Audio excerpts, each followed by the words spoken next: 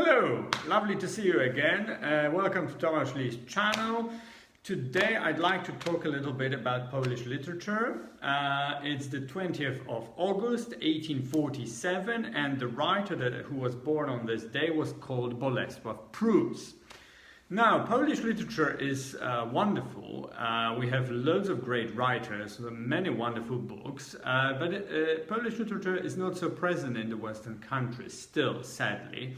In my opinion, not enough. When you go to an average London bookstore, the section with Polish literature is rather limited, in my opinion.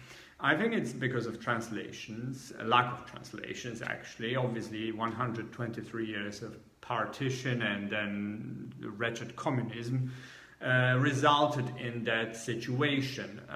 But luckily, Bolesław Prus, the writer I'd like to tell you a little bit about, was translated widely. In fact, one of the books I will talk about was translated into 21 languages, so no excuses here. Now, Bolesław Prus was born in 1847. He had a rather turbulent childhood. His parents died when he was very young. His mother died when he was 3, his father when he was 9. He was then brought up by his grandmother and then by his older brother, who actually had mental issues, so he had to move again to another relative. Bolesław, whose real name was actually Alexander Glowacki, came from nobility. When he was 16, imagine, he participated in January uprising, which was one of the big uprisings during the partition of Poland. He got wounded and arrested and then released because of his young age. Now, he wrote loads of things. He worked as he was a novelist, he was a writer, he was a thinker. He was also a journalist, and several of his books were actually first written as episodes in the newspapers. So, for instance, the first book I'd like to talk about, The Doll, was first written in episodes in the Daily Courier, and then it was published in 1890 as a novel.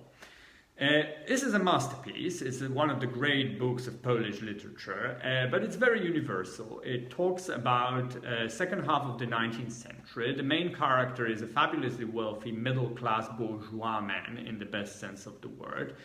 And he falls in love with a very beautiful but rather shallow and not terribly intelligent aristocratic woman. It all ends up very badly. I won't tell you the ending. It's a little bit like Anna Karenina, except in Anna Karenina, of course, it's Anna who's the tragic figure, and she's in a disadvantaged position. Here, it's actually the man who ends up very badly. Perhaps it's a little bit like Proust as well, where Swann, perhaps, was also this fabulously wealthy social man who met crème de la crème of the Parisian society, but then when he fell ill, no one really cared about him in those circles. So it's an amazing book which is a fascinating picture of the 19th century Europe during the Industrial Revolution, with all the social changes, differences between social classes, with aristocracy being slightly pushed aside and perhaps the middle class coming to the fore with the finance people. So, really worth reading. The second book is called The Pharaoh. It's another book he wrote later on, also in episodes and then as a novel. It's a fantastic book because it talks about power and religion in Egypt during the time of Ramses XIII.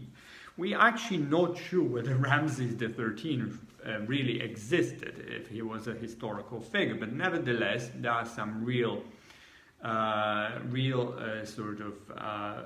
things in that book that are sort of historical facts. And the thing is that the book was then filmed. There was a film based on the book, and it was a super production in 1965, directed by Jerzy Kawalerowicz. If you are a fanatic of cinema, you probably have heard of that movie. It was nominated for the Oscars for the Best Foreign Movie that year. That was the time, of course, when Cleopatra was made by Joseph Mankiewicz. So all these super productions, but Pharaoh is much better than Cleopatra. Doesn't have Elizabeth Taylor, perhaps, but nevertheless, it's beautifully shot. It was shot in Egypt, Uzbekistan, and Poland. They actually employed 10,000 Soviet soldiers as extras during the battle scenes. It's fascinating, beautifully shot, very beautifully acted, and it's more artistic than Cleopatra. So, well, really, you should have a look. Watch the movie, but read those two books, The Doll and the Pharaoh. So, happy birthday to Bolesław Prus, great Polish writer, and yes, please do discover more Polish literature, because we have some fantastic books. And perhaps, yes, I'm sure you can find The Doll and the Pharaoh on the internet, if not in Harrods or some other lovely bookstore in London or wherever you are. So, happy birthday to the great man, and I see you soon. Please tune in to my next episode of Tomasz Lee's channel. I'm on holiday, that's why there was nothing in the past few weeks, but there's more coming on and some wonderful episodes as well filmed in Krakow. So hopefully you will see that soon. Take care and have a lovely day. Bye bye.